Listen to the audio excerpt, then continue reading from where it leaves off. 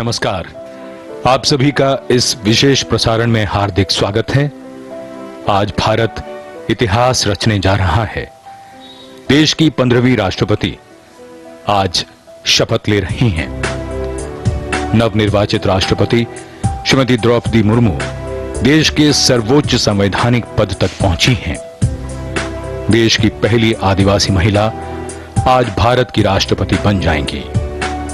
ये भारत के लोकतंत्र का चमत्कार ही कहा जाएगा, जहां लोग साधारण परिवारों में जन्म लेकर भी देश के सर्वोच्च पदों तक पहुंच पाते हैं।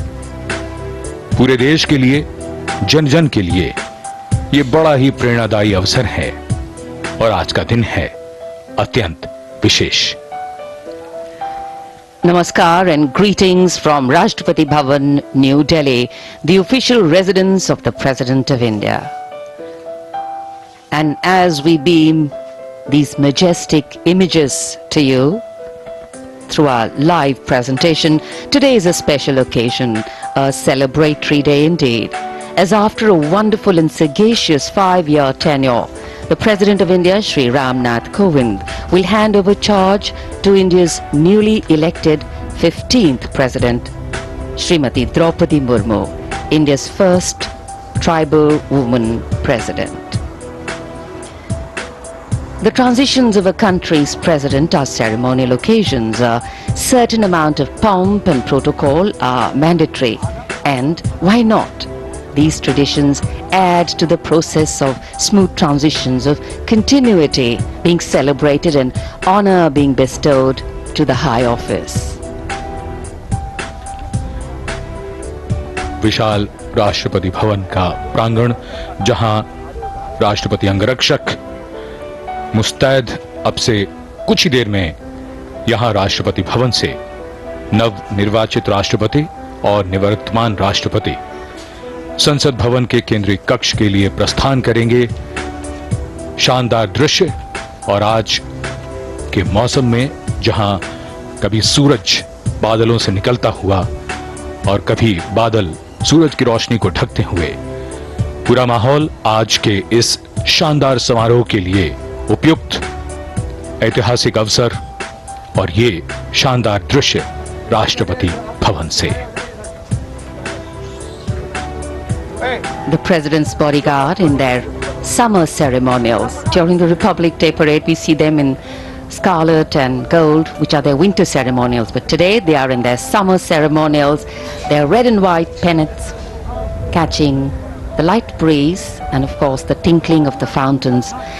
A fairly warm and humid day in the capital, the rain and sun playing hide and seek, a mild breeze playing along.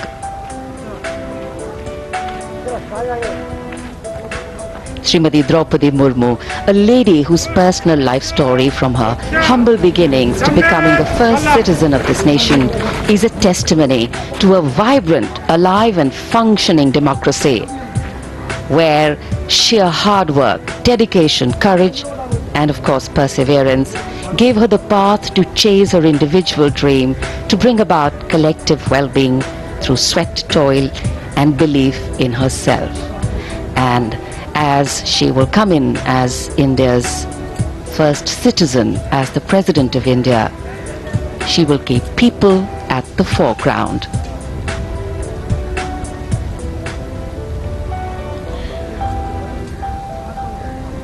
Rashtrapati Bhavan से ये दृश्य, सामने राजपथ, विजय चौक, उसके बाद राष्ट्रपति भवन का मुख्य द्वार और ये जयपुर स्तंभ, जिसके ऊपर कमल और सितारा, राष्ट्रपति भवन का शानदार गुंबद जो दूर से ही दिखता है, तांबे का बना हुआ, बहुत ही भव्य और विशाल ये राष्ट्रपति भवन, और इसका ये मुख्य द्वार, लोहे का विशाल फाटक। The majestic gate of Rashtrapati Bhavan, a work of art in themselves, going up to 6 meters in width. And of course, as we all will be witness to a beautiful ceremony here, This is the path leading out from the forecourt, and in the center is the 44-meter tall Jaipur column topped by the Star of India, and this huge panoramic vista you can see right up the gently sloping Raisina hill going through Rajpath towards India Gate. And just right at the center of attention is the central dome of Rashtrapati Bhavan. This is one of the most distinctive features of the building. 55 meters above the level of the forecourt, it has the national flag hoisted from its peak, and the central dome is twice the height of the building.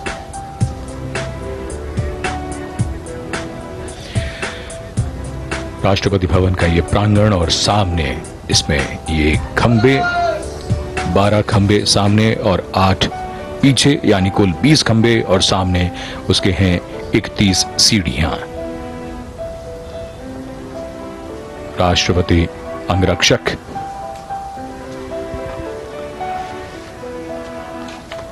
Raisina पहाड़ी पर राष्ट्रपति भवन के सामने north block और south block, जहां भारत सरकार के महत्वपूर्ण मंत्रालय और प्रधानमंत्री कार्यालय यहीं मौजूद है। राष्ट्रपति भवन के ठीक सामने प्रांगण में जयपुर कॉलम 145 फीट ऊंचा है।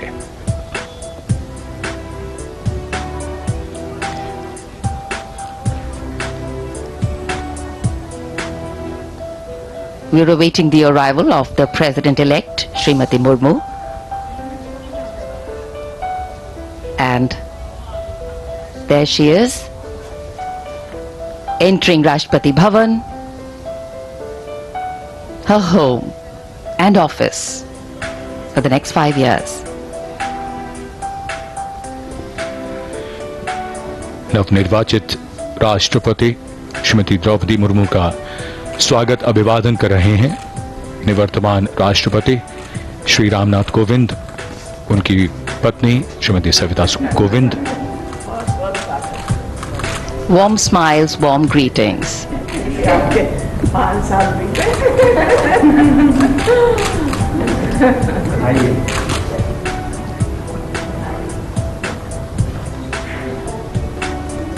And as the hosts lead the President-elect towards the President's study,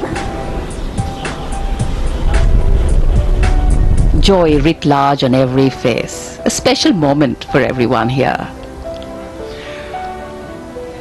5 वर्षों तक निवर्तमान राष्ट्रपति श्री रामनाथ कोविंद का आधिकारिक निवास रहा राष्ट्रपति भवन, और आज से नवनिर्वाचित राष्ट्रपति श्रीमती द्रौपदी मुर्मू का आधिकारिक निवास होगा ये राष्ट्रपति भवन। संसद भवन जाने से पहले उनका औपचारिक स्वागत, राष्ट्रपति भवन में उनका आगमन हुआ है।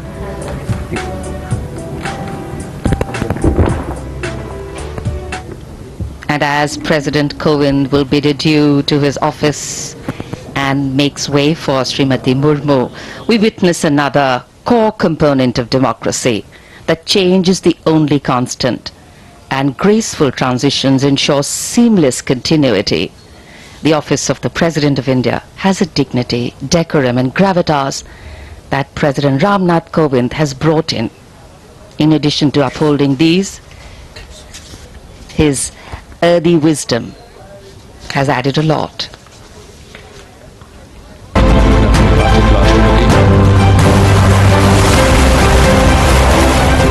दुनिया के सबसे बड़े लोकतंत्र की प्रथम नागरिक के तौर पर पहली बार एक आदिवासी महिला राष्ट्रपति बैठने जा रही है।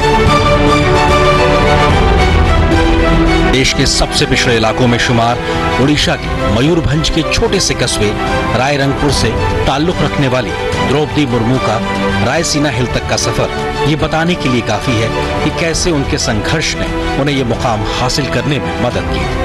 अभाव में गुजरा बचपन, युवा काल का संघर्ष, व्यक्तिगत जीवन के उतार चढ़ाव, सार्वजनिक जीवन की सादगी और बेदाग छवि, यही है वो व्यक्तित्व जो देश की पहली महिला आदिवासी राष्ट्रपति बनने जा रही है।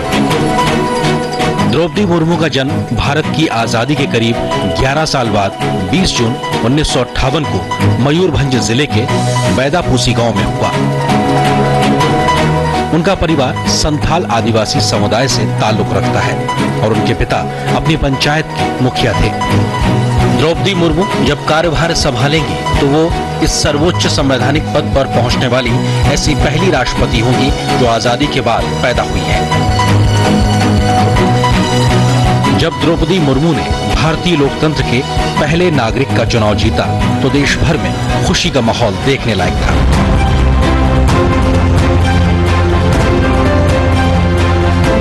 प्रधानमंत्री नरेंद्र मोदी ने भी उनकी जीत को गरीबों, पिछड़ों और हाशिए के लोगों की जीत करार दिया तो उनके प्रशासनिक अनुभव से देश को लाभ मिलने का भरोसा भी जताया। रायसीना हिल तक पहुंचने से पहले द्रौपदी मुर्मू का एक लंबा संघर्ष रहा है और उन्होंने लोगों और समाज से जुड़कर लोगों के बीच एक अलग पहचान बनाई है। साल 1979 में भुवनेश्वर के रमा देवी महिला कॉलेज से बीए पास करने वाली द्रौपदी मुर्मू ने अपने पेशेवर करियर की शुरुआत उड़ीसा सरकार के लिए क्लर्क की नौकरी से की। तब वह सिंचाई और ऊर्जा विभाग में जूनियर सहायक के पद पर थी। क्लर्क की नौकरी छोड़ने के बाद उन्होंने अपने घर रायरंगपुर में एक शिक्षक के तौर पर भी काम किया। द्रौपदी मुर्मू ने रायरंगपुर में Shri Aurobindo integral education and research centre में शिक्षक के तौर पर करीब 3 साल तक पढ़ाया। एक शिक्षक के तौर पर उनकी मेहनत ने उन्हें इलाके में एक नई पहचान दिलाई। शिक्षक की जिम्मेदारी के बाद द्रौपदी मुर्मू के राजनीतिक सफर की शुरुआत वार्ड काउंसलर के तौर पर साल 1997 में शुरू हुई। वो रायरंगपुर नगर पंचायत के चुनाव में वार्ड पार्षद चुनी गई और नगर पंचायत की उपाध्यक्ष भी बनाई गई। उसके बाद वे राजनीति में लगातार आगे बढ़ती चली गईं और रायरंगपुर विधानसभा सीट से बीजेपी की टिकट पर 2 बार साल 2000 और साल 2004 में विधायक बनी। पहली बार विधायक बनने के बाद वो साल 2000 से 2004 तक नवीन पटनायक के मंत्रिमंडल में स्वतंत्र प्रभार राज्य मंत्री के तौर पर भी उन्होंने काम किया। उन्होंने बतौर मंत्री के तौर पर 2-2 साल तक वाणिज्य और परिवहन विभाग और मत्स्य पालन के अलावा पशु संसाधन विभाग संभाला।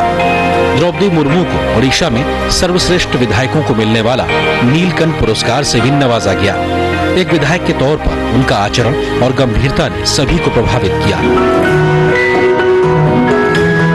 जब द्रौपदी मुर्मू का राजनीतिक सफर आगे बढ़ने लगा तो उनकी व्यक्तिगत जिंदगी में बड़ा तूफान आया। एक एक कर अपने उन्होंने 2 बेटे खो दिए और उसके बाद अपने पति को भी खो दिया। अपने बेटे और पति के खो देने से वो एक तरीके से टूट गई और आध्यात्म की शरण में चली गई। खुद को बिखरने से रोकने के लिए उन्होंने योग और ध्यान का सहारा लिया। द्रौपदी मुर्मू को साल 2015 में झारखंड का राज्यपाल बनाया गया। मई 2015 में झारखंड की पहली महिला और आदिवासी राज्यपाल के तौर पर उन्होंने नई जिम्मेदारी संभाली। संवैधानिक पद से लेकर सार्वजनिक जीवन में रहते हुए दशकों के सफर में द्रौपदी मुर्मू का जीवन बेदाग रहा है। एक शिक्षिका के रूप में काम करने और सार्वजनिक जीवन में रहकर शिक्षा के महत्व को करीब से समझने के बाद द्रौपदी मुर्मू ने शिक्षा की अलग जगाने का बीड़ा उठाया और एक ट्रस्ट बनाकर शिक्षा के प्रसार पर काम करना शुरू कर दिया। उन्होंने SLS ट्रस्ट के नाम से न सिर्फ स्कूल खोला बल्कि बच्चियों के लिए एक हॉस्टल भी बनाया जिसमें करीब 70 से ज्यादा लड़कियां रहकर पढ़ाई कर रही हैं। आदिवासी इलाके में शिक्षा की अहमियत को बढ़ावा देने के लिए उनके द्वारा शुरू किए गए इस प्रयास का पूरे इलाके में अच्छा असर पड़ा और लड़कियों में शिक्षा के प्रति जागरूकता बढ़ती दिखाई पड़ रही है। जब राष्ट्रपति के चुनाव की प्रक्रिया चल रही थी और द्रौपदी मुर्मू अपने पक्ष में समर्थन जुटाने में लगी हुई थी तो उड़ीसा से लेकर झारखंड तक के आदिवासी बहुल्य इलाकों में उनकी जीत के लिए आदिवासी समाज के हजारों लोग उनके लिए प्रार्थना कर रहे थे, जिसकी तस्वीरें भी देश के कोने कोने से सामने आई। देश के राष्ट्रपति के चुनाव का जब मौका आया तो देश भर के कई सांसदों और विधायकों ने पार्टी लाइन से ऊपर उठकर द्रौपदी मुर्मू का समर्थन किया। इसके पीछे सबसे बड़ी वजह भी उनका सरल और शालीन व्यक्तित्व माना जा रहा है। तो एक आदिवासी महिला के रूप में मंत्री से लेकर राज्यपाल तक के उनके अनुभव को भी देश के कोने कोने से स्वीकारता मिलती दिखी। बेदाग छवि और सख्त प्रशासक के तौर पर भी द्रौपदी मुर्मू ने अपने राजनीतिक विरोधियों के बीच भी जगह बनाई और अपेक्षित वोटों से ज्यादा वोट हासिल करके ऐतिहासिक जीत हासिल की। द्रौपदी मुर्मू का राष्ट्रपति बनना देश की महिलाओं और लड़कियों के लिए प्रेरणा का स्रोत बनेगा तो विकास की धारा में दशकों तक पीछे रह गए आदिवासी समाज के लिए भी आत्मसम्मान का एक नया संबल बनेगा।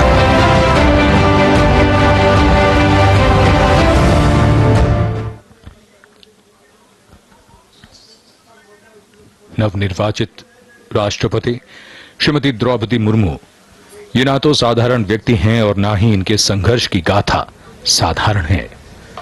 मुश्किल से जूझने, अपना रास्ता बनाने, जन कल्याण के नित नए अवसर तलाशने और हार न मानने का जज्बा जब होता है तब व्यक्ति असाधारण बन जाता है। आज कुछ देर में नवनिर्वाचित राष्ट्रपति और निवर्तमान राष्ट्रपति यहां राष्ट्रपति भवन से प्रस्थान करेंगे और उसके बाद संसद भवन के केंद्रीय कक्ष में देश के मुख्य न्यायाधीश जस्टिस एन.वी. रमन्ना नवनिर्वाचित राष्ट्रपति को शपथ दिलवाएंगे। शपथ ग्रहण के बाद 21 तोपों की सलामी दी जाएगी और फिर नए राष्ट्रपति का संसद के केंद्रीय कक्ष में संबोधन होगा। ये प्रांगण भव्य शानदार प्रांगण जिसकी 31 सीढ़ियां और उसके बाद ये यहां पर सभी तैयारियां पूरी। राष्ट्रपति अंगरक्षक जिनका नेतृत्व संभाला है कर्नल अनूप तिवारी ने।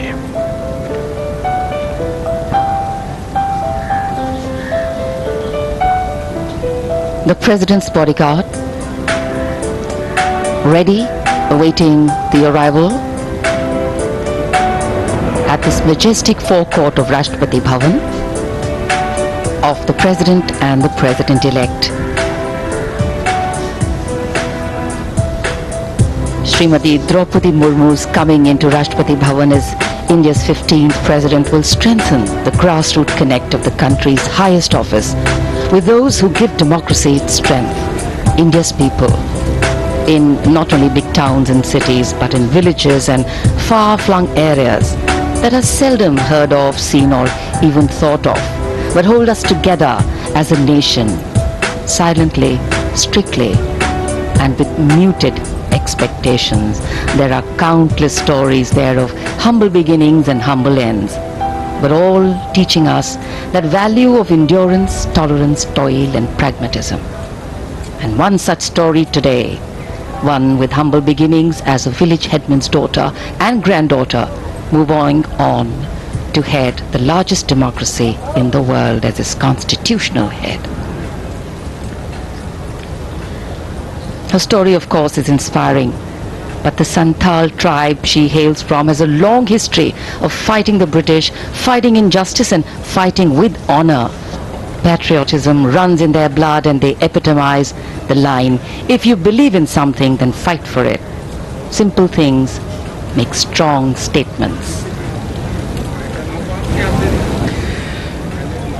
संथाल आदिवासी, संथाल जिन्हें कहा जाता है शांत व्यक्ति, ऐसे हैं ये संथाल आदिवासी और उसी समुदाय से हैं हमारे देश की नवनिर्वाचित राष्ट्रपति श्रीमती द्रौपदी मुर्मू। ये विशाल और भव्य राष्ट्रपति भवन, उसके सामने रायसीना पहाड़ी से नीचे की ओर Vijay Chowk, north block, south block, वास्तुकला का एक शानदार नमूना। विजय चौक से भव्य राष्ट्रपति भवन जिसके एक ओर नॉर्थ ब्लॉक और दूसरी तरफ साउथ ब्लॉक। और ये दृश्य खास मौकों पर हम सब देखते हैं। आज ऐसा ही विशेष अवसर है और यहाँ निवर्तमान राष्ट्रपति के साथ नवनिर्वाचित राष्ट्रपति श्रीमती द्रौपदी मुर्मू अब कुछ ही समय में यहाँ से राष्ट्रपति भवन के प्रांगण की ओर अग्रसर हैं। वहां से वो प्रस्थान करेंगी माननीय राष्ट्रपति जी की साथ संसद के केंद्रीय कक्ष की ओर।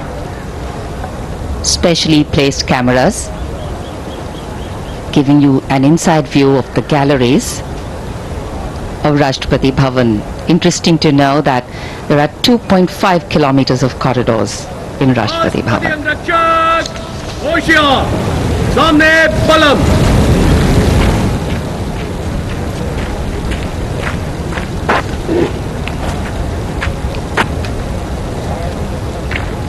In architecture, material influences the expression royal, regal, splendid without being overbearing or overwhelming. The sandstone pink and cream combination used gives a feeling of space and dimension, new meaning. Beautifully synced together, keeping Delhi's climate in mind. We are very blessed to have a lovely light breeze blowing here in the national capital.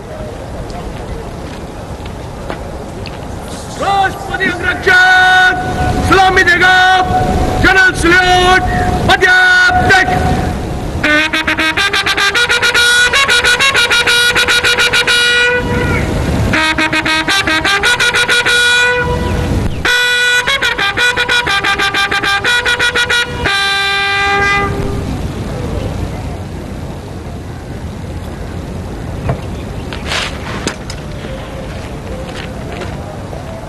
प्रांगण में समारोहिक और औपचारिक गतिविधियां जारी हैं।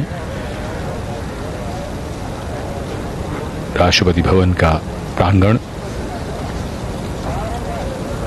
राष्ट्रपति भवन में कुल 227 खंबे हैं और उसका प्रांगण अंग्रेजी के अक्षर टी के आकार का है। मुख्य द्वार से भीतर तक दोनों ओर हरियाली और नहर है, फव्वारे हैं और यहां प्रांगण की लाल बजरी कालीन की तरह चमकती हुई लगती है।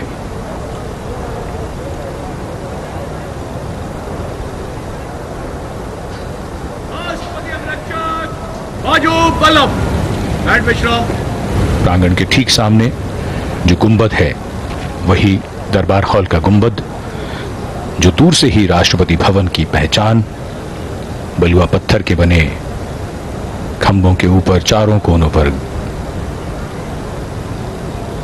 घंटियों को उकेरा गया है और भव्य और शानदार इमारत राष्ट्रपति भवन, देश के प्रथम नागरिक का आधिकारिक निवास। The work of democracy is hard, the progress of democracy is uneven, and the only path of democracy is through inclusion. Today we walk the talk of inclusion, diversity and possibilities. As Srimati Draupadi Murmu will take oath as India's 15th President.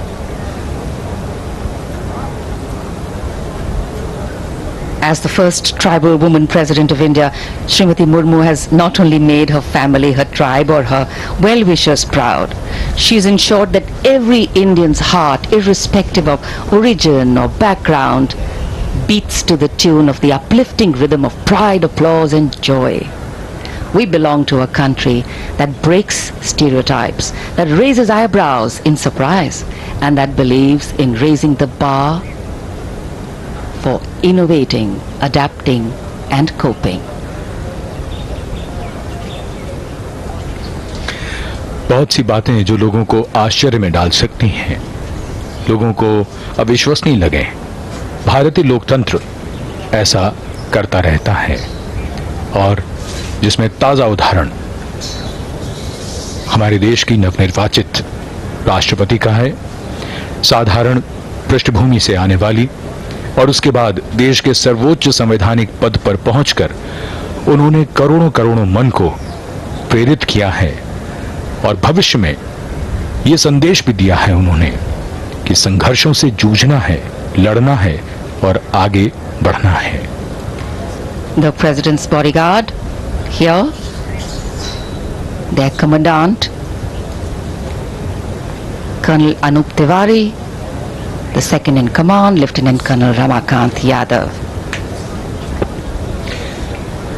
राष्ट्रपति अंगरक्षकों की regiment भारतीय सेना की सबसे पुरानी regiment है और इस रेजिमेंट की स्थापना सन 1773 में वॉरेन हेस्टिंग्स ने की थी। सबसे पहले इसे द गार्ड ऑफ मुगल्स कहा गया था, लेकिन बाद में इसे अनेक नाम दिए गए। इस रेजिमेंट का गठन एक विशिष्ट घुड़सवार यूनिट के रूप में हुआ। स्वतंत्रता के बाद कई बार राष्ट्रपति अंगरक्षक ने अनेक युद्ध में अपने युद्ध कौशल का परिचय दिया। राष्ट्रपति अंगरक्षक के सैनिक समारोहिक औपचारिकताओं में दक्ष हैं। वे प्रशिक्षित घुड़सवार और कुशल टैंक चालक भी हैं।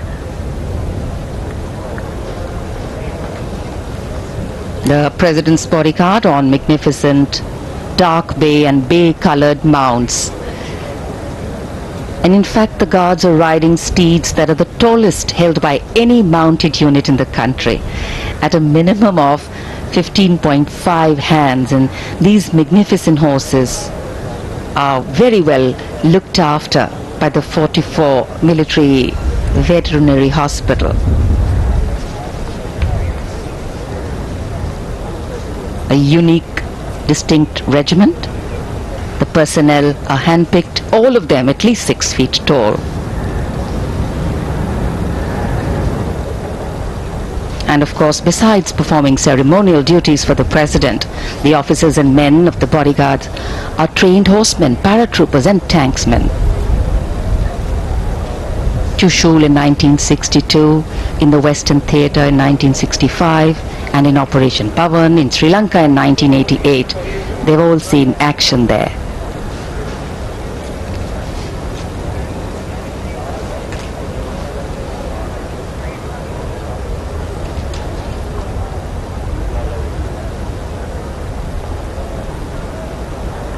The flag fluttering high, indicating that the President is in Rashtrapati Bhavan in residence.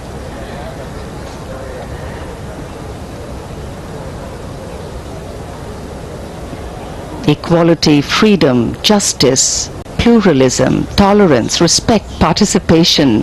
The list of values that a democracy stands for include that which has been stated by earlier generations and also those which evolve as time goes by. To keep up with the times, to yet bring in tradition so that the past and the future are connected by the present. That is a legacy we leave behind. नवनिर्वाचित राष्ट्रपति का जीवन महिलाओं और बालिकाओं के लिए बड़ी प्रेरणा है। ज्यादातर समाजों में हमने देखा है कि लिंग भेद होता है, बेटा बेटी में भेद किया जाता है और ऐसे में बालिकाओं के सामने, महिलाओं के सामने संघर्ष और भी ज्यादा कठिन हो जाता है। पिछले कुछ वर्षों में सरकार ने बालिका विकास के लिए कई कदम उठाए हैं, जिनमें बेटियों को बचाने के लिए बेटियों को बचाओ और इसी के साथ बेटी बचाओ बेटी पढ़ाओ, सुकन्या समृद्धि योजना, सीबीएसई की उड़ान योजना, लड़कियों के लिए मुफ्त या राज सहायता प्राप्त शिक्षा, कॉलेजों और विश्वविद्यालयों में महिलाओं के लिए आरक्षण, माध्यमिक शिक्षा के लिए लड़कियों को प्रेरित करने की राष्ट्रीय योजना।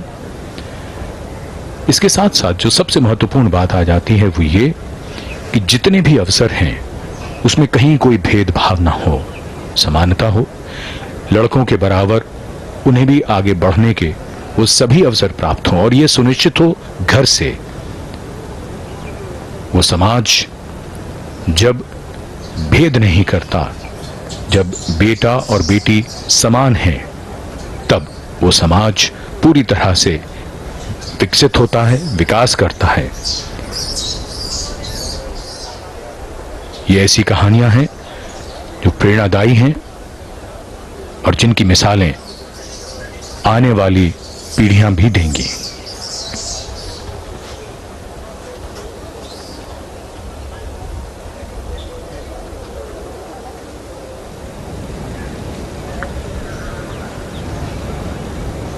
In a short while from now, we shall see the arrival here at the forecourt of the President Shri Ramnath Kovind and the President-elect Srimati Draupadi Murmu.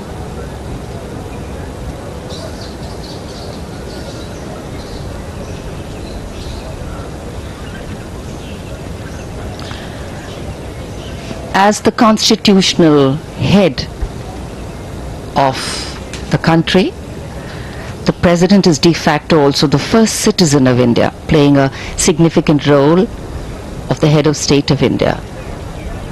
The President is also the Supreme Commander of the three Indian Armed Forces.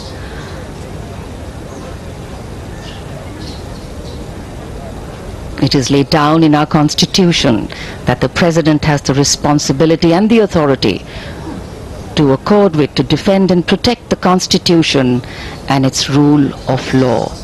The Constitution, which is the basis of our democracy. The Constitution which shows us the way whenever we tend to get lost. The Constitution which ensures the values of dignity for all, equality, equity, brotherhood, fraternity, and justice.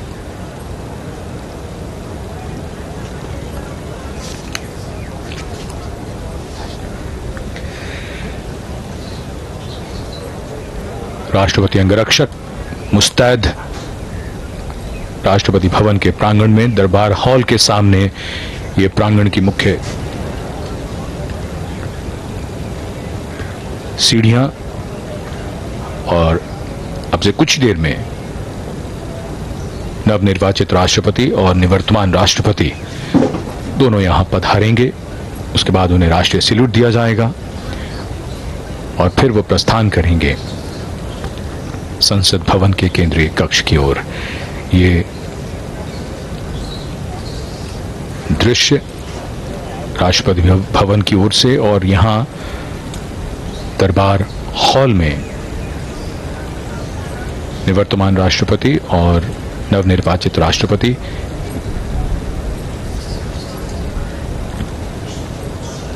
Information and informal procession.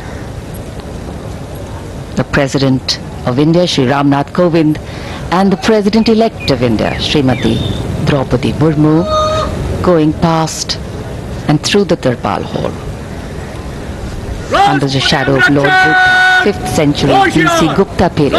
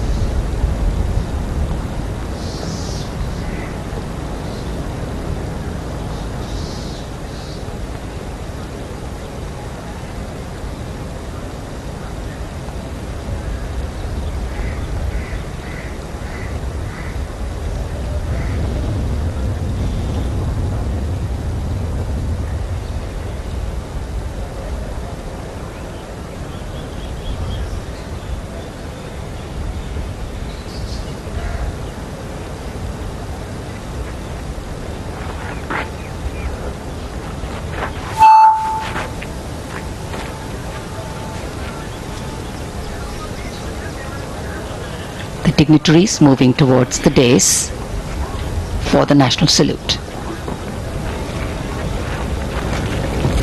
राष्ट्रपति अंगरक्षक सलामी देगा राष्ट्रीय salute पद्यात्मक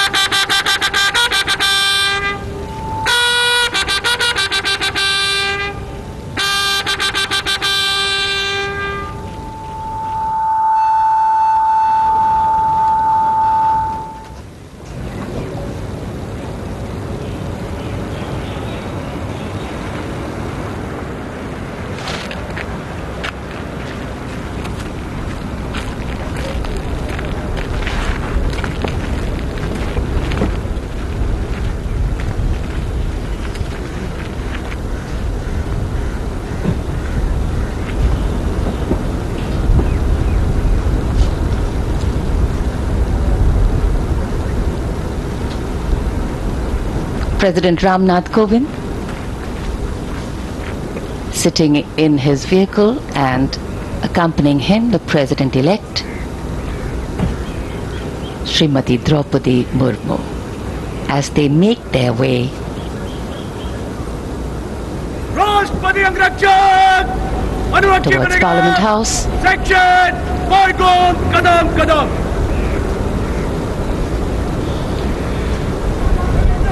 Rashtrapati Bhavan से नवनिर्वाचित राष्ट्रपति श्रीमती द्रौपदी मुर्मू और निवर्तमान राष्ट्रपति श्री रामनाथ कोविंद प्रस्थान कर रहे हैं संसद भवन के केंद्रीय कक्ष की ओर। उनके साथ राष्ट्रपति अंगरक्षक,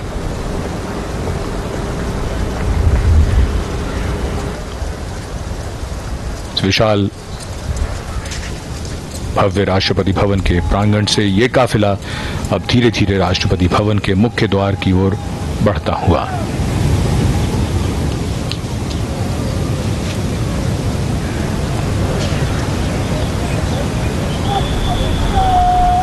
भारत के लोकतंत्र का एक महत्वपूर्ण दिन, खास मौका। देश की 15वीं राष्ट्रपति अब से कुछ ही देर में शपथ लेंगी।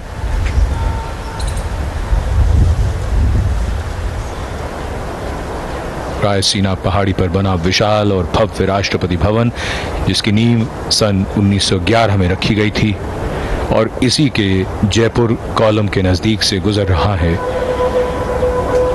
ये काफिला जो अग्रसर है संसद भवन की ओर। The President's limousine is escorted by the President's bodyguard proceeding to gate number 5 of Parliament House. In fact, the 6 Sikh will turn out guard at the southern side of the Jaipur column for departure. Commanding Officer Colonel S.K. Mohanty,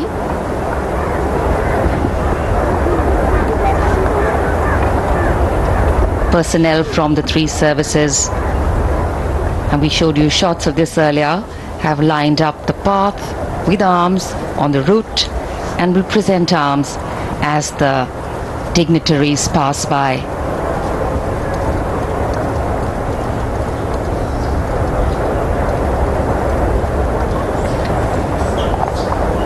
Rashtrapati Bhavan की भव्यता, प्रांगण दोनों ओर नहर और फव्वारे और काफिला धीरे धीरे मुख्य द्वार की ओर बढ़ता हुआ। विशाल लोहे का मुख्य द्वार जो विशेष अवसरों पर खोला जाता है, और आज ऐसा ही विशेष अवसर है जब भारत की 15वीं राष्ट्रपति अब से कुछ ही देर में शपथ ग्रहण करेंगी।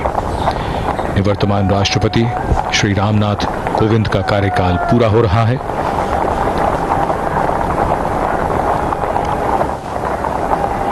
और ये काफिला धीरे धीरे रायसीना पहाड़ी से अब विजय चौक की ओर बढ़ता हुआ, वहां से बाईं ओर संसद भवन है जो गंतव्य है इस काफिले का। It's a very poignant moment, reflective moment for President Ramnath Kovind, and of course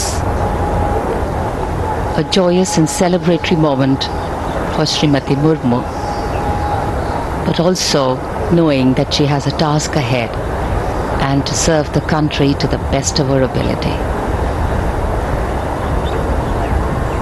The guard and personnel from the 3 services lining the path with the fundamental responsibility of maintaining the integrity of the Constitution of India. The President of the largest democracy in the world is vested with specific legislative and judicial and financial powers, among many others, to ensure that the sanctity of the Constitution is upheld. And Indian democracy is the result of the great gift our founding fathers gave us.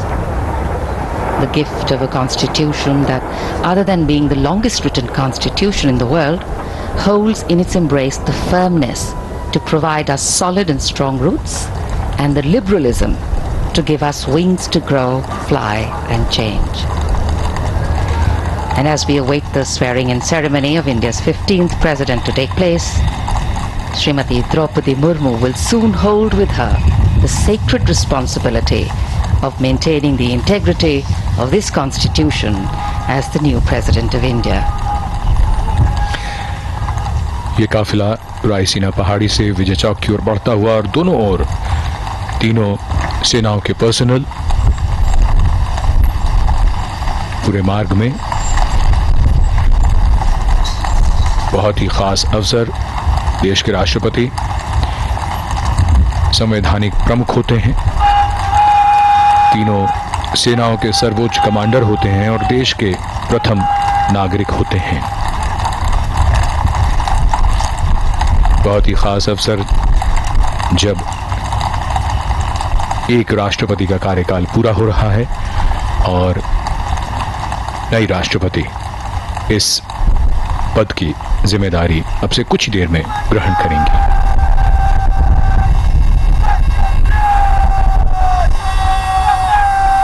There invariably is, as a form of mainstream dialogue, a recurring reference to the values a democratic nation rests on, and moving these values from paper to people is the true test of democratic governance. Srimati Murmu, as she will shortly take oath today, will be wanting to ensure that she centers her tenure around these values and principles. The values and principles that she has always held dear, in sync with the form of governance she sits atop as its constitutional head. Principles of action that sustain society and democracy to be stable and successful at both the political and social levels. And it is because the scope of these often are justified and vehemently defended values is so far-reaching that they are debated and discussed at the public level. The President's limousine on its way to gate number 5.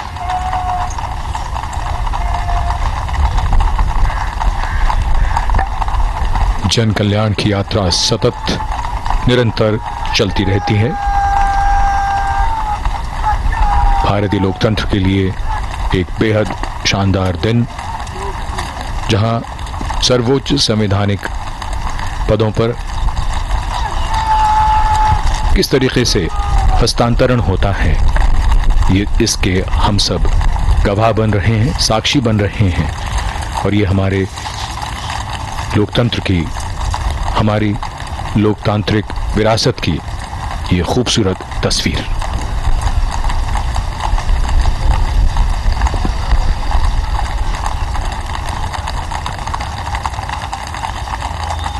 संसद भवन के निकट पहुंचता हुआ ये काफिला कुछ देर में संसद भवन के गेट नंबर 5 पर पहुंचेगा।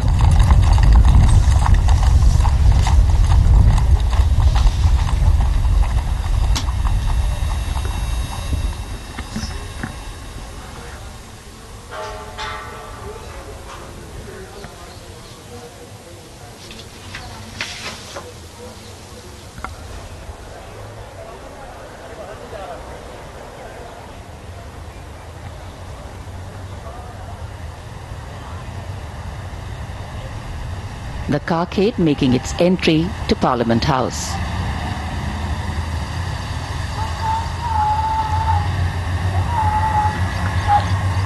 संसद भवन में दाखिल होता हुआ ये काफिला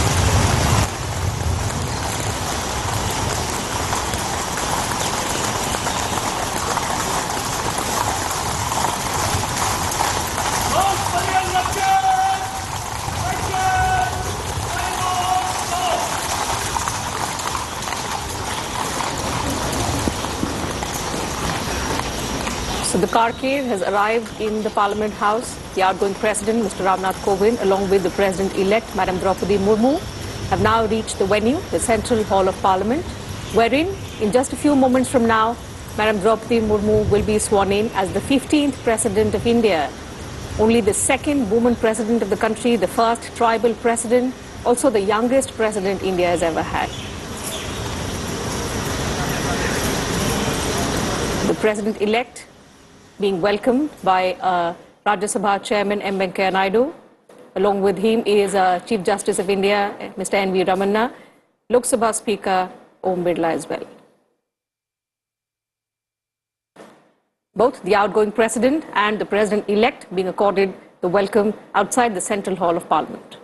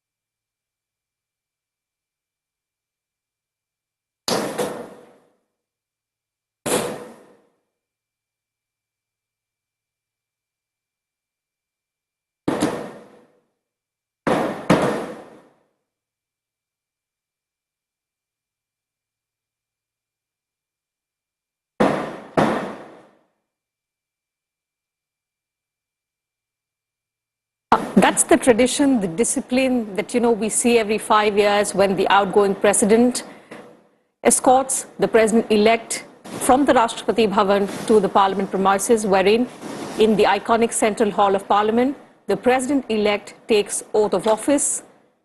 Madam Draupadi Murmu will, in a short while from now, take oath as the 15th President of India in the presence of Rajya Sabha Chairman M. Venkaiah Naidu, Lok Sabha Speaker Om Birla, Prime Minister Narendra Modi, members of the Union Cabinet, also the Chief Ministers of various states, state governors as well, and a host of other dignitaries in attendance inside the Central Hall of Parliament. Chief Justice of India, Mr. N.V. Ramanna, will administer the oath of office to Madam Draupadi Murmu, who will, in a short while from now, take oath as the 15th President of India from the iconic Central Hall of Parliament.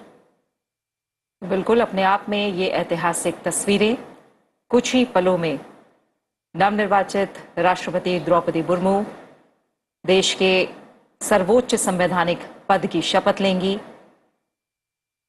आजादी के बाद जन्म लेने वाली वो पहली राष्ट्रपति होंगी, साथ ही दूसरी महिला राष्ट्रपति और जनजातीय समुदाय से राष्ट्रपति पद तक का सफर तय करने वाली पहली महिला।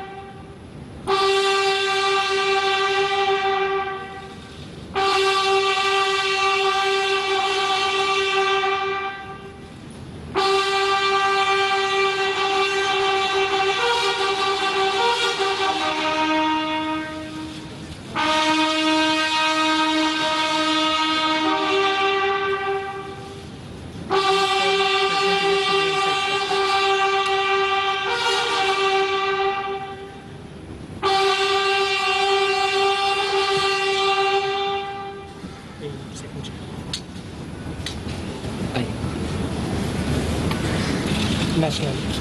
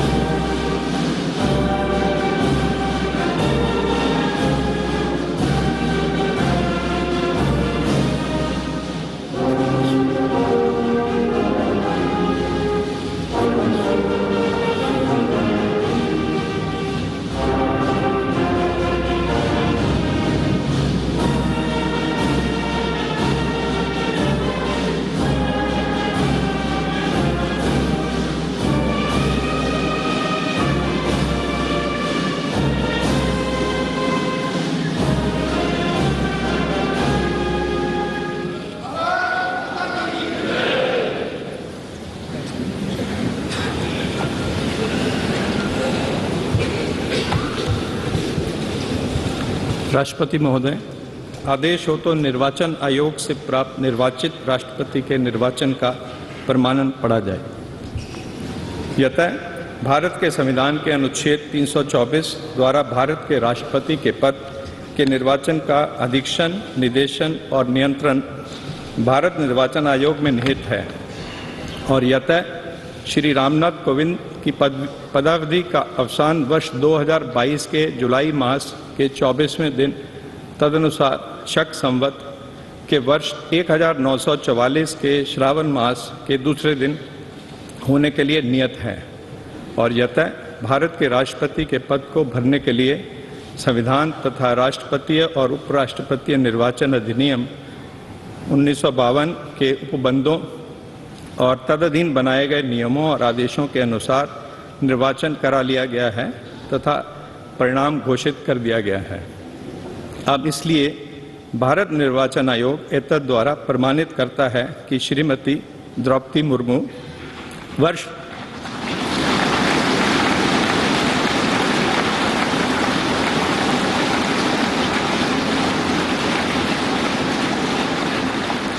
वर्ष 2022 के जुलाई मास के 21वें दिन तदनुसार शक संवत के वर्ष 1944 के आषाढ़ मास के 30वें दिन भारत के राष्ट्रपति पद के लिए सम्यक रूप से निर्वाचित हो गई हैं।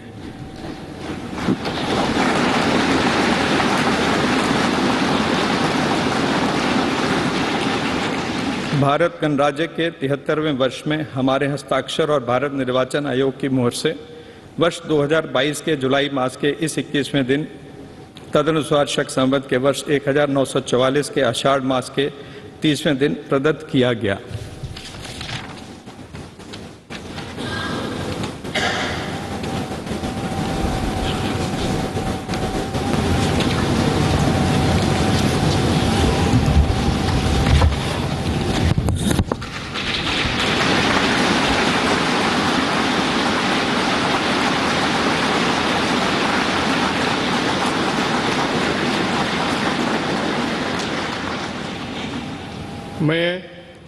मैं द्रौपदी मुर्मू ईश्वर की शपथ लेता हूँ कि मैं श्रद्धापूर्वक भारत के राष्ट्रपति के पद का कार्यपालन करूंगी तथा अपनी पूरी योग्यता से संविधान और विधि का परिरक्षण, संरक्षण और प्रतिरक्षण करूंगी और मैं भारत की जनता की सेवा और कल्याण में निरत रहूंगी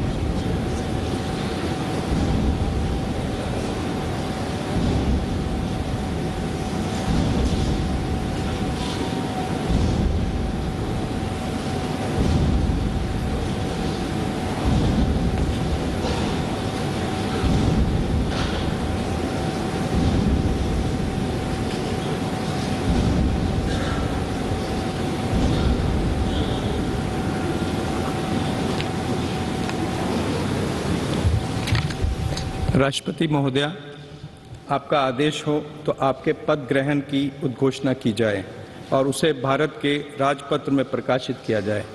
इसकी सूचना प्रमुख सेना केंद्रों तथा विदेश स्थित सभी भारतीय मिशनों, राज्य सरकारों तथा संघ शासित प्रदेशों क्षेत्रों के प्रशासकों को भेजी जाए।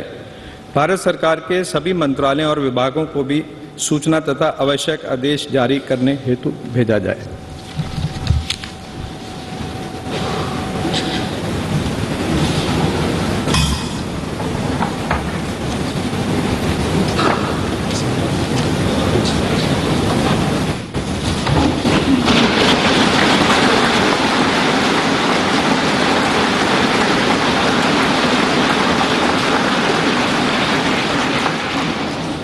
आदरणीय श्री रामनाथ कोविंद जी, उपराष्ट्रपति श्री एम वेंकैया नायडू जी, प्रधानमंत्री श्री नरेंद्र मोदी जी, लोकसभा के स्पीकर श्री ओम बिरला जी, चीफ जस्टिस एन.वी. रमन्ना जी, सम्मानित सांसदगण, अन्य महानुभावों, देवियों और स्वजनों तथा मेरे प्यारे देशवासियों, सभी को जोहार।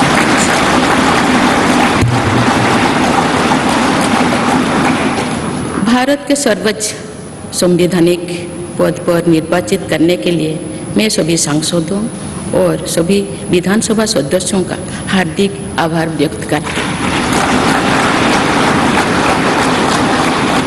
आपका मत देश के करोड़ों नागरिकों के विश्वास की अभिव्यक्ति है।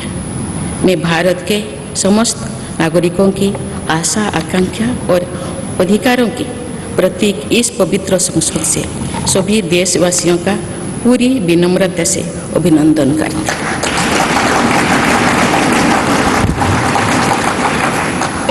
आपकी आत्मीयता, आपका विश्वास और आपका सहयोग मेरे लिए इस नए दायित्व का निभाने में मेरी बहुत बड़ी ताकत रहेगी। मुझे राष्ट्रपति के रूप में देश ने एक ऐसे महत्वपूर्ण कालखंड में चुना है जब हम अपनी आज़ादी का अमृत महोत्सव मना रहे हैं।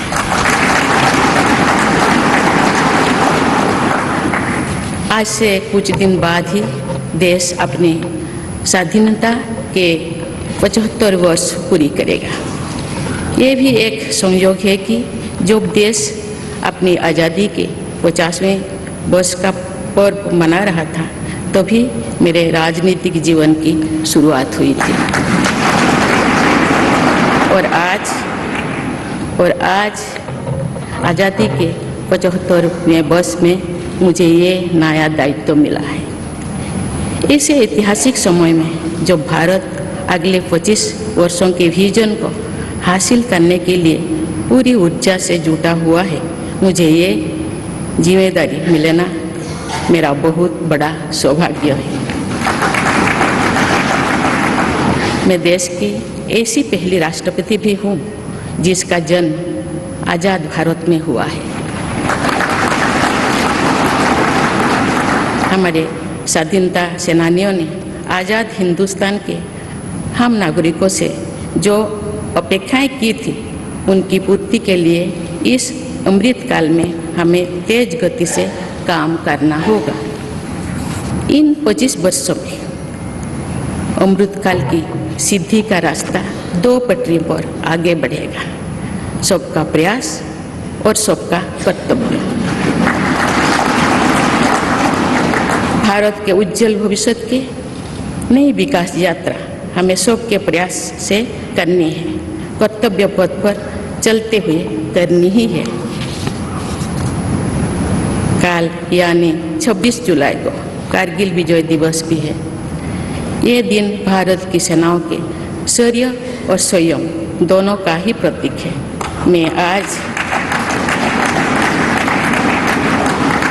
मैं आज देश की सेनाओं को तथा देश के समस्त नागरिकों को कारगिल विजय दिवस की अग्रिम शुभकामनाएं देती हूँ। देवियों और स्वजनों, मैंने अपनी जीवन यात्रा पूर्वी भारत में ओडिशा के एक छोटे से आदिवासी गांव से शुरू की थी। मैं जिस पृष्ठभूमि से आती हूँ, वहाँ मेरे लिए प्रारंभिक शिक्षा प्राप्त करना भी एक सपने जैसा ही था। लेकिन अनेक बाधाओं के बावजूद मेरा संकल्प दृढ़ रहा और मैं कॉलेज जाने वाली अपने गांव की पहली बेटी थी।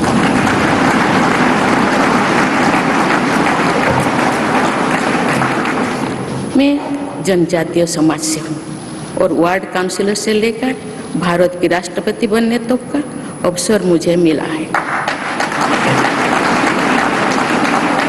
ये लोकतंत्र की जननी भारतवर्ष की महानता है।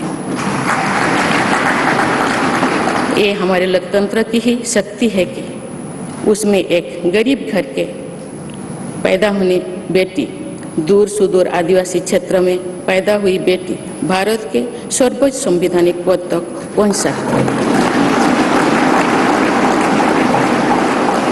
राष्ट्रपति के पद पहुंचना मेरी व्यक्तिगत उपलब्धि नहीं है, ये भारत की प्रत्येक गरीब की उपलब्धि है। मेरा निर्वाचन इस बात का सबूत है कि भारत में गरीब सपने भी देख सकता है और उन्हें पूरा भी कर सकता है।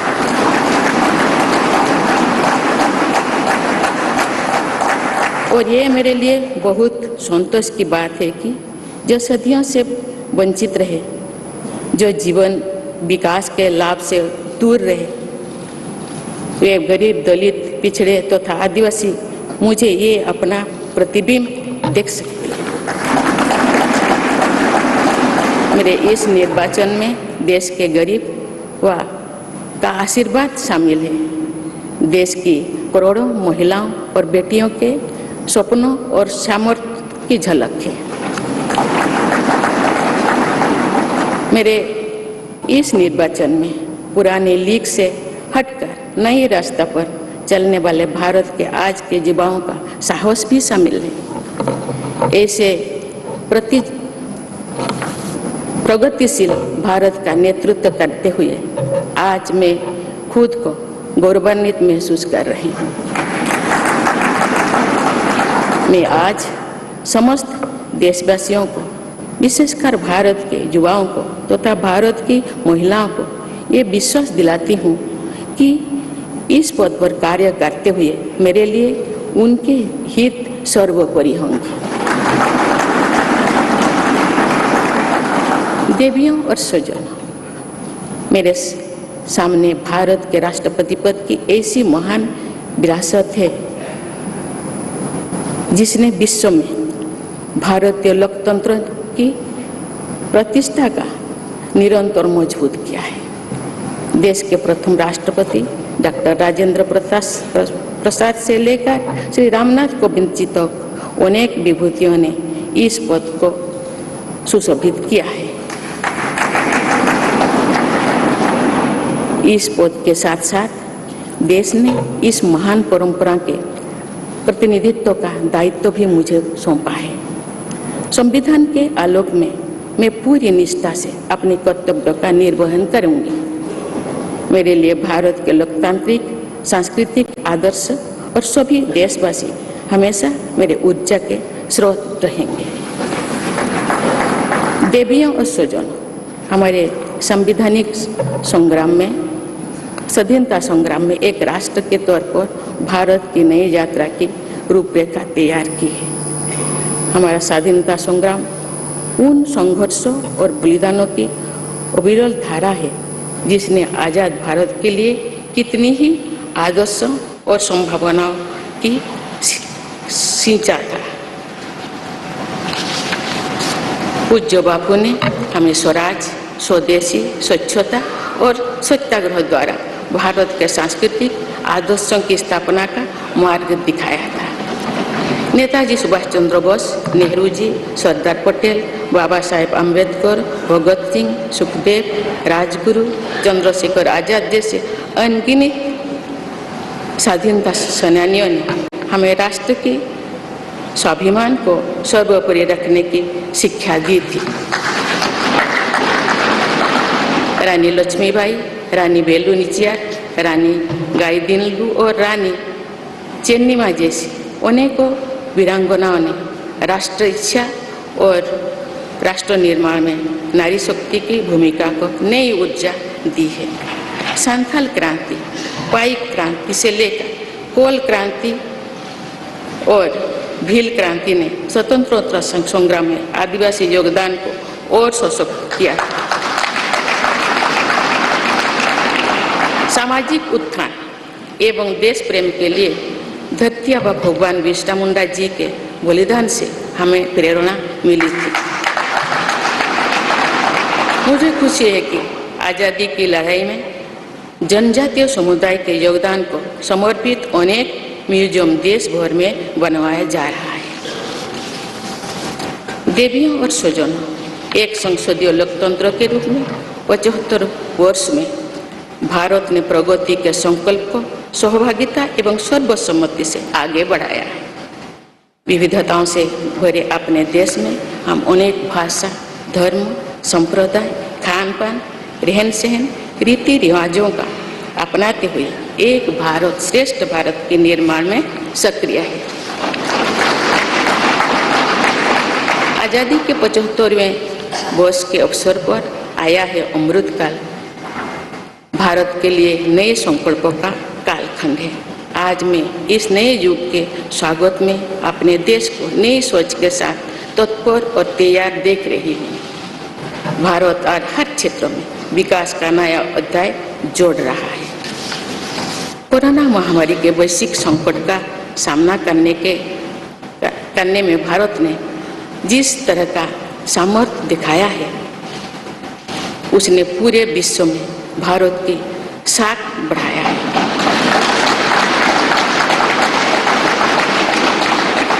हम हिंदुस्तानियों ने अपने प्रयासों से न सिर्फ इस वैश्विक चुनौती का सामना किया, बल्कि दुनिया के सामने नए मापदंड भी स्थापित की। कुछ दिन पहले भारत ने कोरोना वैक्सीन की 200 करोड़ डोज लगाने का कीर्तिमान बनाया। इस पूरी लड़ाई में भारत के लोगों ने जिस संयम, साहस और सहयोग का परिचय दिया, वो एक समाज के रूप में हमारी बढ़ती हुई शक्ति और संवेदनशीलता का प्रतीक है। भारत ने इन मुश्किल हालात में न केवल खुद को संभाला, बल्कि दुनिया की मदद भी की। कोरोना महामारी से बने माहौल में आज दुनिया भारत को नए विश्वास से देख रही है। दुनिया की आर्थिक स्थिरता के लिए, सप्लाई चेन की सुगमता के लिए और वैश्विक शांति के लिए दुनिया को भारत से बहुत उम्मीदें हैं।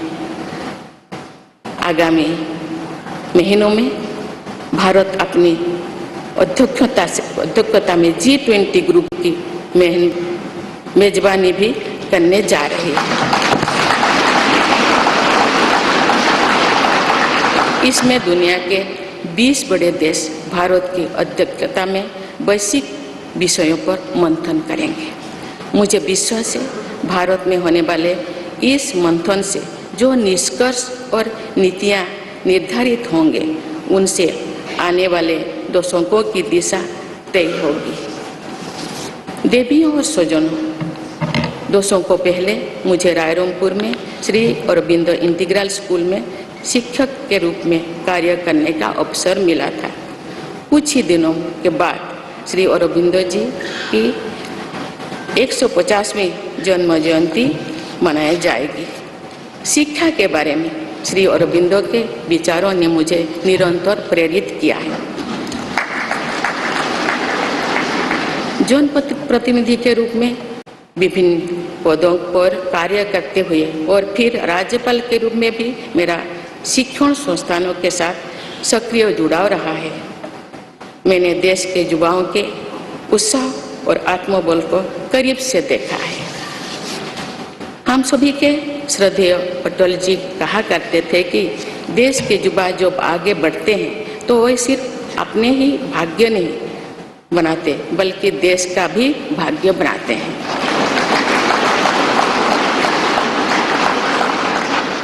आज हम इसे सोच होते देख रहे हैं।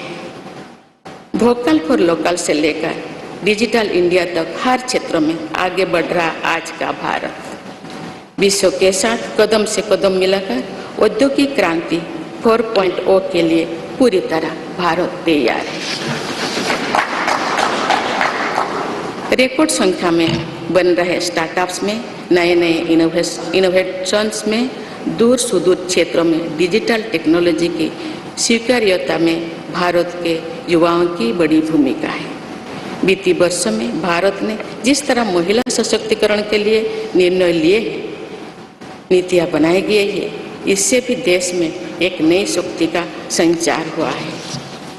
मैं चाहती हूँ कि हमारी सभी बहनें व बेटियां अधिक से अधिक सशक्त हो तथा वे देश के हर क्षेत्र में अपना योगदान बढ़ाती रहें।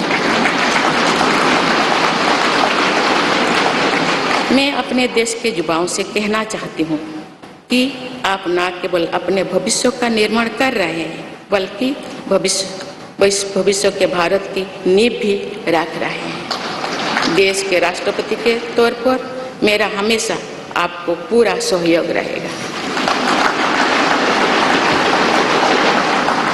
देवियों और सूझो, विकास और प्रगतिशीलता का अर्थ निरंतर आगे बढ़ना होता है, लेकिन साथ ही अपने अतीत का ज्ञान भी उतना ही आवश्यक है।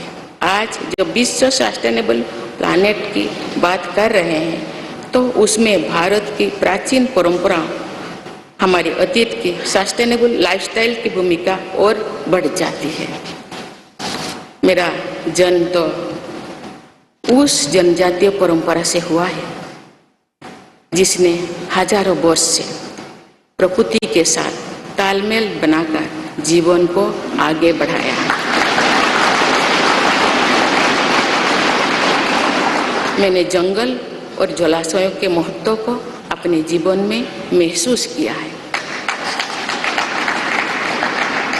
हम प्रकृति से जरूरी संसाधन लेते हैं और उतनी ही श्रद्धा से प्रकृति से सेवा भी करते हैं। यहाँ संवेदनशीलता का आज वैश्विक अनिवार्यता बन गया है। मुझे इस बात की प्रसन्नता है कि भारत पर्यावरण संरक्षण के क्षेत्र में विश्व का मार्गदर्शक बन रहा है। देवियों और स्वजन, मैंने अपने अब तक के जीवन में जौन सेवा में ही जीवन की सार्थकता को अनुभव किया है। श्री जगन्नाथ क्षेत्र के एक प्रख्यात कवि भीम भोई जी की कविता की एक पंक्ति है, मो जीवन पचे नर्क के पड़ी था जगत उद्धार।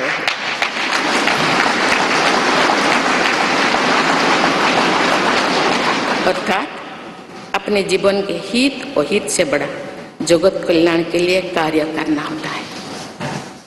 जगत कल्याण की इसी भावना के साथ मैं आप सब के विश्वास पर खरा उतरने के लिए पूरी निष्ठा व लगन से काम करने के लिए सदैव तत्पर रहूंगी।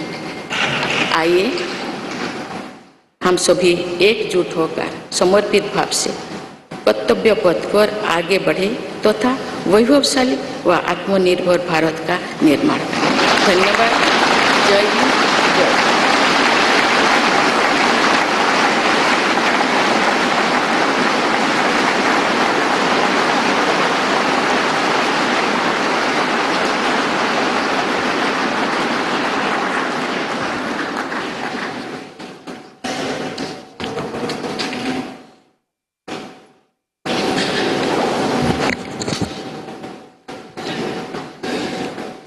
Hon'ble President, Srimati Draupadi Murmu ji, respected Sri Ramnath Kovind ji, Prime Minister Sri Narendra Bhai Modi ji, Speaker of Lok Sabha Sri Om Birla ji, Chief Justice of India Sri N.V. Ramana ji, respected parliamentarians, other dignitaries, brothers and sisters, and my dear fellow citizens, Namaskar.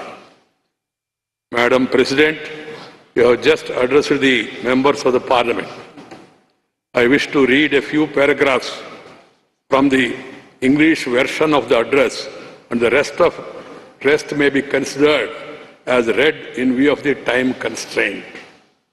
I express my heartfelt gratitude to all members of Parliament and legislative assemblies for electing me to the highest constitutional post of India. Brothers and sisters, we have to work at a fast pace in this Amrit Kal to fulfill the expectations of our freedom fighters from the citizens of independent India. In these 25 years, the path to attain the goals of Amrit Kal will proceed on two tracks, Sabka Prayas or Sabka Kartavya, everyone's efforts and everyone's duty. The new development journey towards the bright future of India has to be undertaken by our collective efforts following the path of duty. We will be observing Kargil Vijay Divas tomorrow, July 26th. This day is a symbol of both the bravery and the restraint of the Indian armed forces. Today, I extend my best wishes in advance to the armed forces of the country and to all the citizens of India. Brothers and sisters, growth and progress mean continuously marching ahead, but equally important is awareness about one's past. Today, when the world is talking about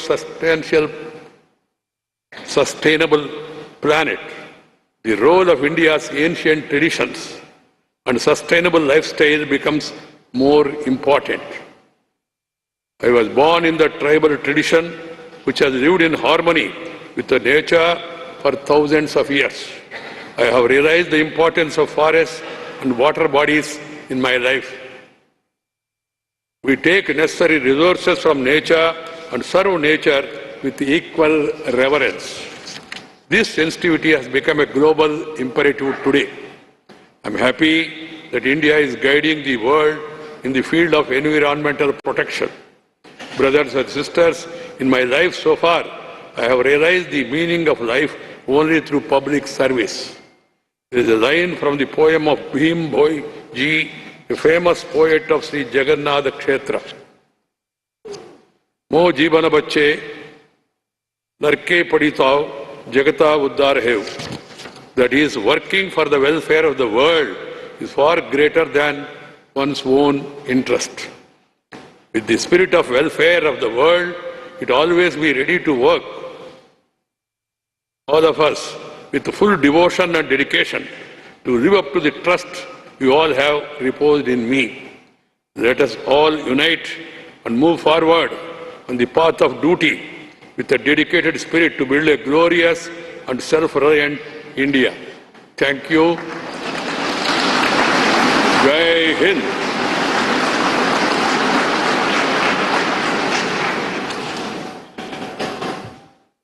राष्ट्रपति महोदय, आपकी आज्ञा हो तो समारोह की कार्यवाही समाप्त की जाए।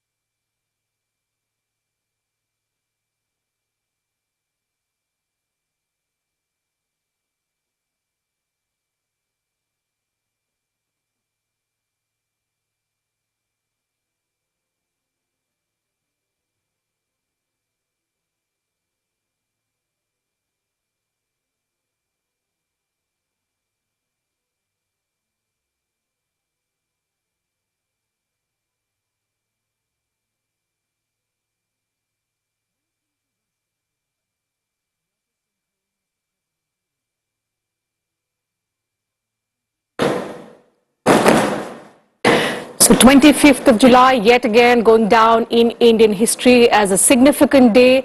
The 10th successive president to have been sworn in today. Madam Draupadi Murmu was sworn in as the 15th president of India a short while ago. The oath of office was administered to her by Chief Justice of India, N.V. Ramana.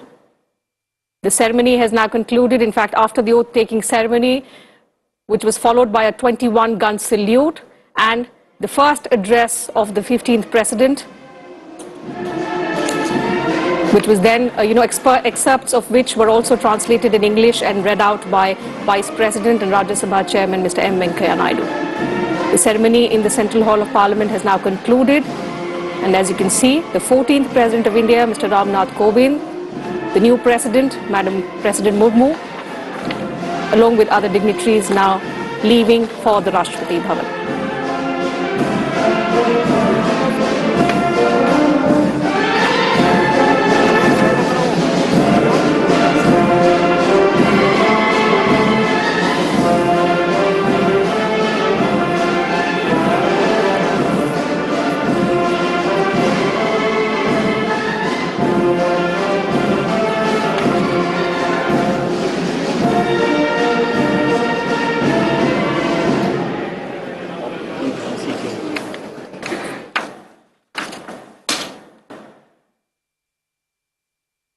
तो तमाम इतिहास जो आज इस शपथ ग्रहण समारोह के साथ हमने बनते देखे, आज़ादी के बाद जन्म लेने वाली पहली राष्ट्रपति देश को मिली है।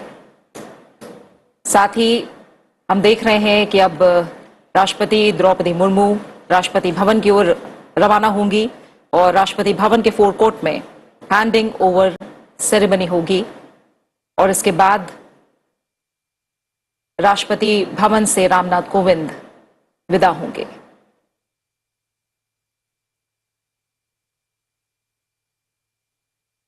द्रौपदी मुर्मू देश की 15वीं राष्ट्रपति बन गई हैं। संसद भवन से ये सीधी तस्वीरें आप देख पा रहे हैं। देश में दूसरी बार सर्वोच्च पद पर महिला आसीन हुई हैं। कई मायनों में आज हमने इतिहास को बनते देखा है और तमाम बड़ी बातें जो आज राष्ट्रपति पद की शपथ लेने के बाद राष्ट्रपति द्रौपदी मुर्मू ने कही हैं। उन्होंने नई भारत की नई तस्वीर का जिक्र किया और कहा कि वो तमाम देशवासियों की जो आशाएं हैं, आकांक्षाएं हैं, उनका अभिनंदन करती हैं और सबसे बड़ी बात कि एक महत्वपूर्ण कालखंड है जिस दिन उन्होंने राष्ट्रपति पद की शपथ ली है। देश आजादी का अमृत महोत्सव मना रहा है। उन्होंने इस बात का भी जिक्र किया कि एक और महत्वपूर्ण पड़ाव जब देश ने आजादी के 50 साल पूरे किए, उस वक्त उन्होंने अपने राजनीतिक सफर की शुरुआत की और आज जब देश अमृत महोत्सव मना रहा है, उस वक्त उन्होंने राष्ट्रपति पद की शपथ ली है। Absolutely, and significantly, as the new Commander-in-Chief of the Indian Armed Forces, the President also hailed the contribution, the grit, the valor of the security forces, the Indian Armed Forces, who continue to guard us. And as 26th of July is remarkable in Indian history, we celebrate Kargil Vijay Divas on this very day. Just a day before that, Madam President Murmu has taken oath as the 15th President. And the President in India is the Commander of the Indian Armed Forces.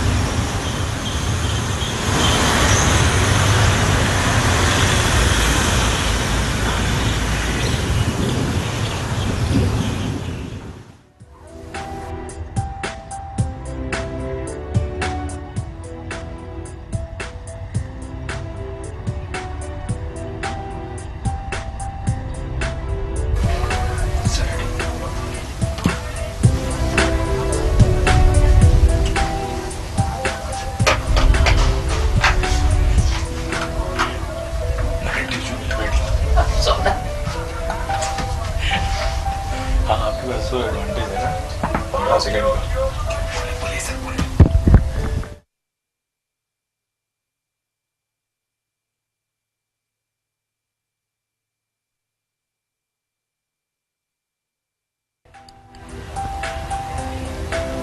Shrimati Draupadi Murmu ने शपथ ले ली है और अब देश की 15वीं राष्ट्रपति शपथ ग्रहण के बाद संसद के केंद्रीय कक्ष से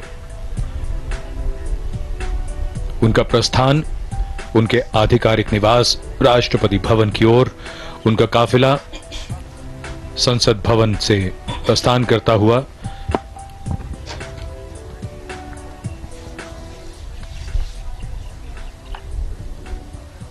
25 जुलाई 2022 का दिन इतिहास में दर्ज होता हुआ देश के छठे राष्ट्रपति नीलम संजीव रेड्डी ने 25 जुलाई 1977 को शपथ ली थी। उसके बाद हर राष्ट्रपति ने अपना कार्यकाल पूरा किया है और 25 जुलाई को ही शपथ ली है।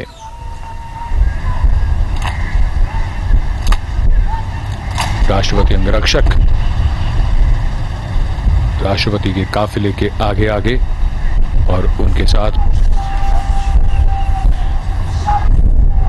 नई राष्ट्रपति Shrimati Draupadi Murmu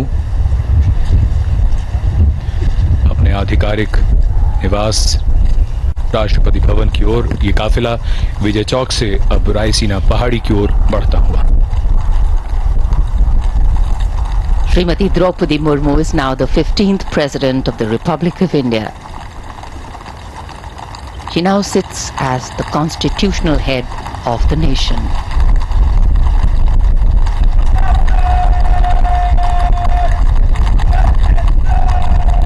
As the President's bodyguard, escort the President's carcade towards Rashtrapati Bhavan. Personnel of the armed forces lined on either side of the path, going up the Raisina hill, salute and present arms.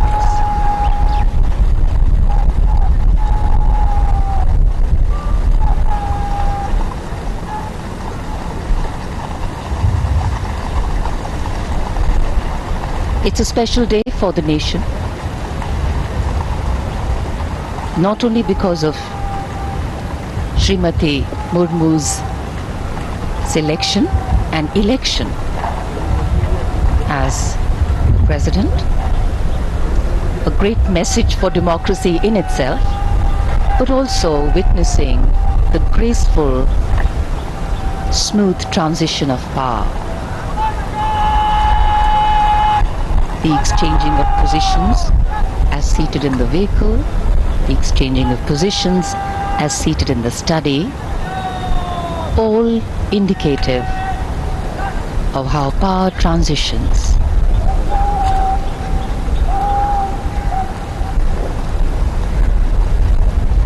The seat of power, the North Block, the South Block, the seat of governance, the Parliament House, all standing silent witness to this special moment.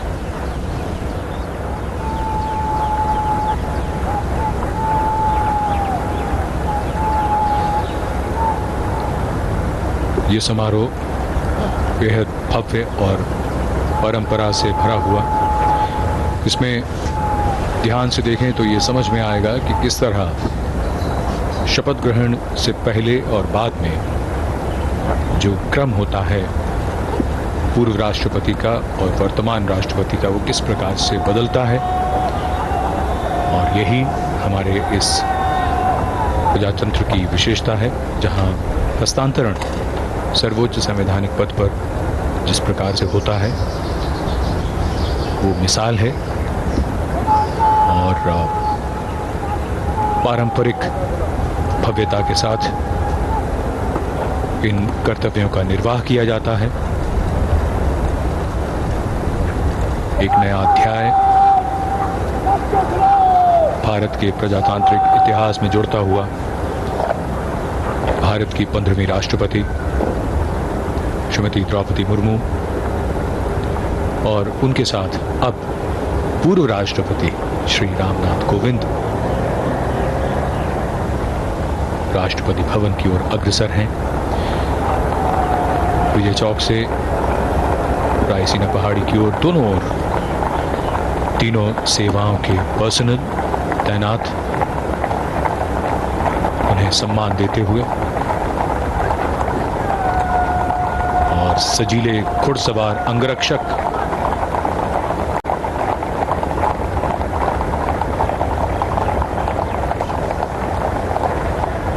Raisina पहाड़ी पर मुख्य द्वार जो भव्यता का प्रतीक इस भव्य और आलीशान इमारत राष्ट्रपति भवन का, यहां से काफिला अब इसके मुख्य प्रांगण की ओर। We can see the imposing dome, the Jaipur column, and the pathway leading up to the forecourt of Rashtrapati Bhavan. With high positions comes a higher sense of responsibility. Power has as its companion, a constant companion, responsibility. The working on the advice of the elected government, the President of India, is the protector of the Constitution. Srimati Murmu, as our new President, will hold in her heart and her hands a responsibility to ensure that the last mile, the last person is connected, interconnected, and belongs to a nation called India, a nation that is progressing. The last person has an equal share in the growth, prosperity, and progress of the nation to actually make democracy truly meaningful. बिल्कुल, अपने कार्यकाल के दौरान ऐसे कई क्षण होते हैं, कई अवसर होते हैं जब राष्ट्रपति की भूमिका बड़ी महत्वपूर्ण हो जाती है और राष्ट्रपति श्रीमती द्रौपदी मुर्मू, जिन्हें सामाजिक जीवन का, जिनका अपना खुद का जीवन सादा और ज़मीन से उनका जुड़ाव, वो समझती हैं एक साधारण व्यक्ति के दर्द को भी, उसके संघर्ष को भी, उसकी आकांक्षाओं को भी, भविष्य के उनके निर्णयों के लिए उनका यह अनुभव बहुत ही सार्थक और बहुत ही प्रासंगिक होगा। देश के सर्वोच्च संवैधानिक पद पर देश के प्रत्येक व्यक्ति के हित के लिए निर्णय लेते हुए उनका अपना निजी अनुभव,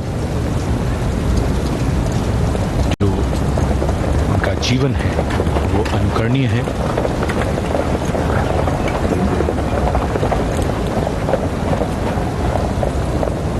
In fact, Srimati Draupadi Murmu started her political career at the grassroots levels as a councillor. And after that, her movement upwards, also as the first woman governor of Jharkhand. She has faced immense challenges. She has had to take many important decisions. But now she will be keeping the nation and the Constitution ahead of all her decisions.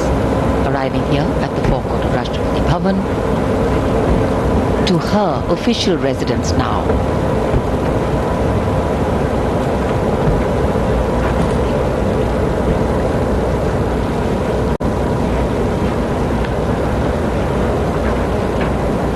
पूर्व राष्ट्रपति श्री रामनाथ कोविंद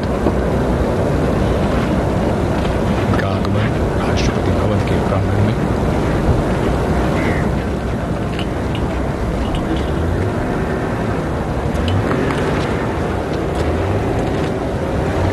राष्ट्रपति श्री द्रौपदी श्रीमती द्रौपदी मुर्मू राष्ट्रपति अंगरक्षक सलामी देगा। राष्ट्रीय salute मध्याह्न।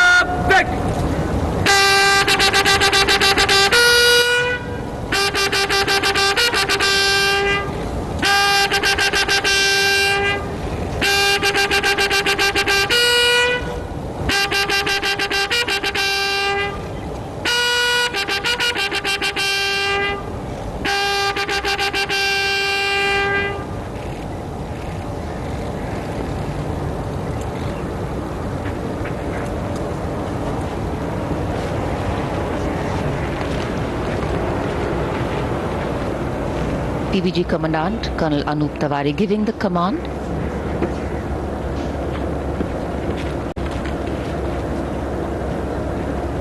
The President of India, Srimati Draupadi Murmu, boarding her vehicle along with former President Shri Ramnath Kovind.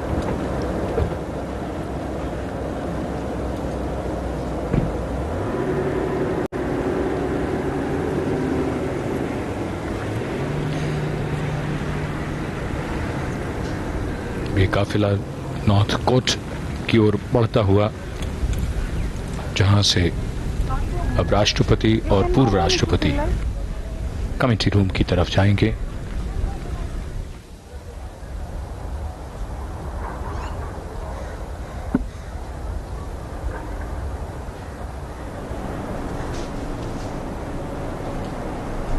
Here at the North Court, awaiting the arrival of the new president, personnel and staff of Rashtrapati Bhavan.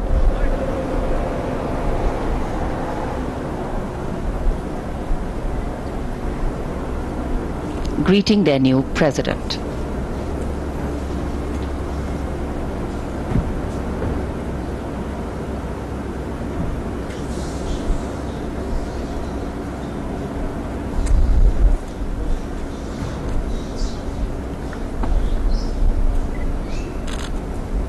Rashtrapati Bhavan स्वागत कर रहा है नए राष्ट्रपति का, श्रीमती द्रौपदी मुर्मू और उनके साथ पूर्व राष्ट्रपति Shri Ramnath Kovind.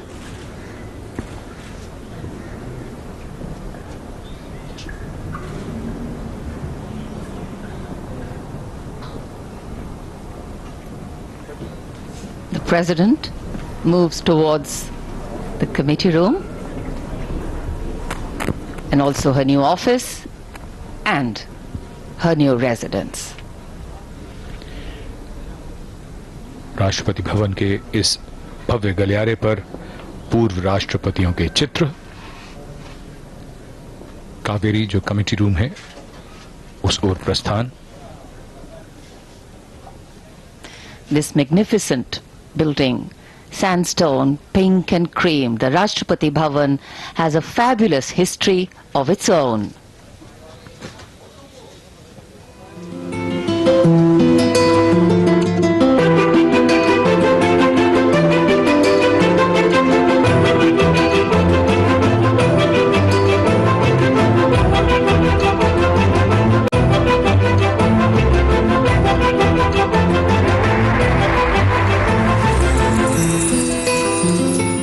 Welcome to Rashtrapati Bhavan, the office and home of the President of India.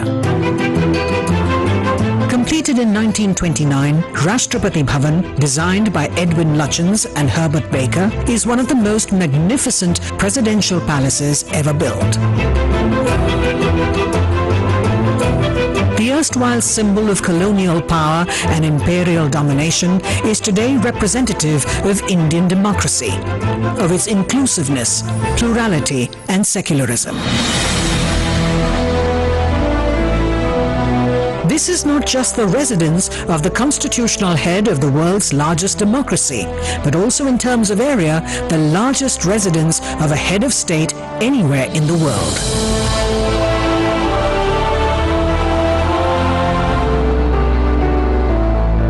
The office of the President is called the Study. This is the formal meeting place for the President where he receives his guests and visitors. Murals by eminent artist Sukumar Bose inspired the look and color scheme of the Study. Gifts received by various presidents adorn the study.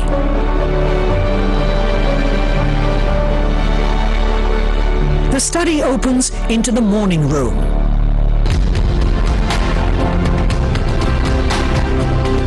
The president meets dignitaries here.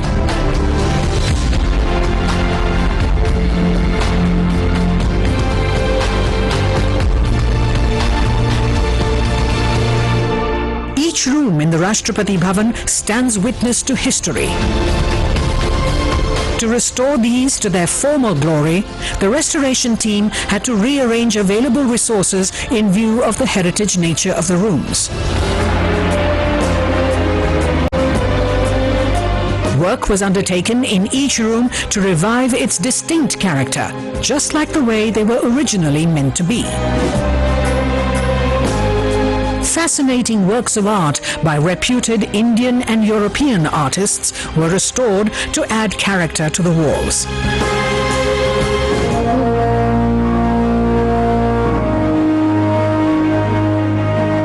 Darbar Hall is where the first government of independent India was sworn in.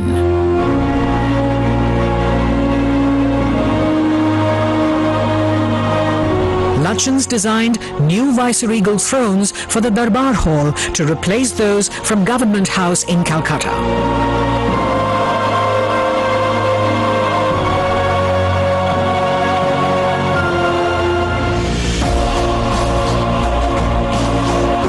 With new flags, paintings and a warm look, Darbar Hall has regained its past grandeur and is now used for hosting civil and defense investiture ceremonies and for conferment of other national and international awards.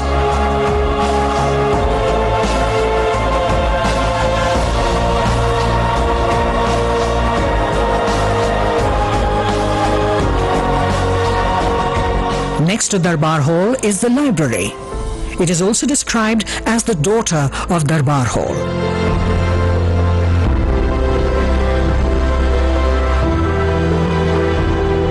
Besides priceless publications from the 19th century onwards, it also has more than 2,000 rare books. They are now being digitized and preserved for posterity.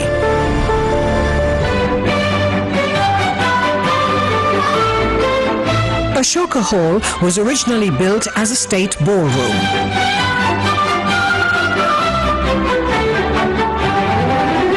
It is now the venue for accepting credentials of foreign envoys and other formal functions.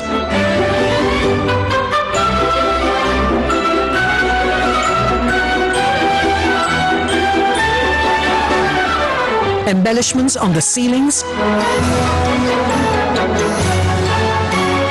carpets and chandeliers reveal the stately splendor of the room.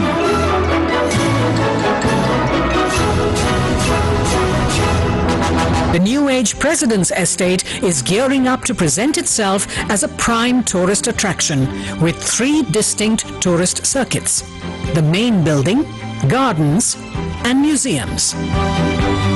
Almost 60% of the President's Estate, that is more than 190 acres, is green, comprising dense foliage and rare flora and fauna.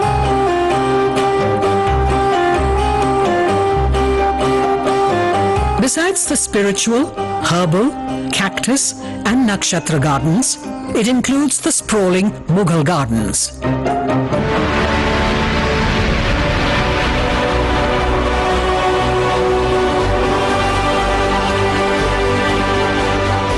Rashtrapati Bhavan, declared a Grade 1 heritage structure in 2009, is an iconic living heritage.